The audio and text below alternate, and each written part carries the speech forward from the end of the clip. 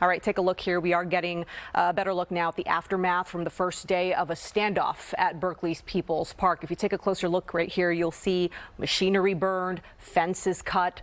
Protesters have temporarily shut down construction of a major housing project for students at UC Berkeley. But what happens next? NBC Bay Area's Pete Suratos is in Berkeley with that story. It's a much different atmosphere today at People's Park. Yesterday, construction crews were met by protesters frustrated over plans to build new housing for roughly 1,000 UC Berkeley students. Today, we spoke to a man who goes by the name of Ninja Cat, who joined demonstrators yesterday. He's clearly not a fan of any new housing on the site, and he calls this whole situation a travesty. This was a symbol of freedom and resistance, the power of the people.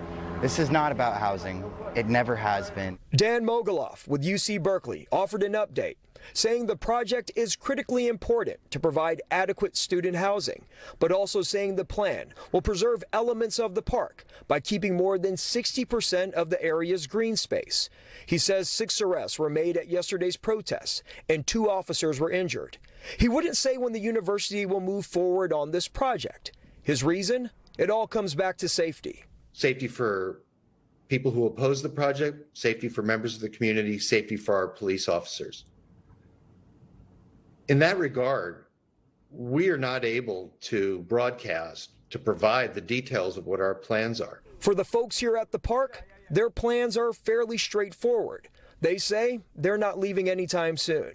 We're not going anywhere at all. We have been holding this park for 54 years, and we will hold it for another 54 years. In Berkeley, Pete Suratos, NBC Bay Area News.